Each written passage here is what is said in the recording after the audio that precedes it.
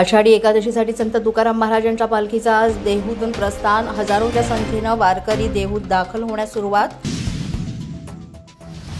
तुकाराम महाराजांच्या पालखी प्रस्थानावेळी मुख्यमंत्री फडणवीस आणि केंद्रीय मंत्री मुरलीधर मोहोळ उपस्थित राहणार. देहूत तुकोबांच्या पादुकांचं दर्शन घेणार. उपमुख्यमंत्री अजित पवार तुकोबांच्या देहूतील मंदिराचंही दर्शन घेणार.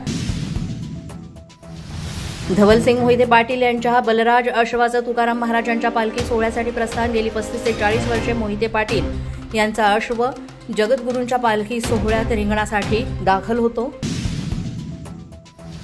पैठणमधून संत एकनाथ महाराजांची पालखी पंढरीसाठी प्रस्थान करणार. विशेष म्हणजे यंदा 120 किलोच्या चांदीच्या रथातून संत एकनाथ महाराजांची पालखी निघाली.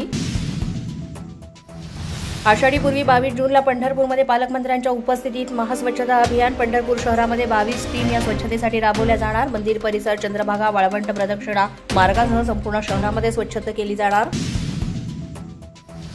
आषाढी एकादशीच्या शासकीय महापूजेसाठी देवेंद्र फडणवीसांना निमंत्रण. पूजेसाठी सहपत्नी मुख्यमंत्री उपस्थित राहण्यासाठी मंदिर समितीच्या वतीनं निमंत्रण देण्यात आलंय. पहिलीपासूनच मराठी, इंग्रजीसह तिसरी भाषा अनिवार्य. राज्य शासनाचा शासन निर्णय जारी. विद्यार्थ्यांनी हिंदी या तृतीय भाषाऐवजी इतर भारतीय भाषांपैकी एक भाषा निवडावी. ठाकरेंच्या शिवसेनेचा उद्या 59वा वर्धापन दिन सोहळा. मुंबईतील माटुंग्यातल्या षण्मुखानंद सभागृहात मोठ्या दिमाखामध्ये वर्धापन दिन सोहळा संपन्न होणार. ठाकरे यांच्या शिवसेनेच्या मुंबईतील माजी नगरसेवकांची आज बैठक. उद्धव ठाकरे यांच्या अध्यक्षतेखाली मातोश्रीवर बैठकीचं आयोजन. आगामी मुंबई महापालिका निवडणुकीच्या पार्श्वभूमीवर ही बैठक. शिवसेना शिंदेंच्या वर्धापन दिनाची तयारी अंतिम टप्प्यात. एकनाथ शिंदेंकडून शिवसेनेच्या वर्धापन दिनाची जबाबदारी मुंबईच्या नेत्यांवर, माजी नगरसेवकांवर. कार्यकर्त्यांना वर्धापन दिनाच्या ठिकाणी आणण्याची जबाबदारी. अशाच नवनवीन आणि ताज्या घडामोडी पाहण्यासाठी पोलीस माझा न्यूजच्या चॅनलला सबस्क्राईब करा.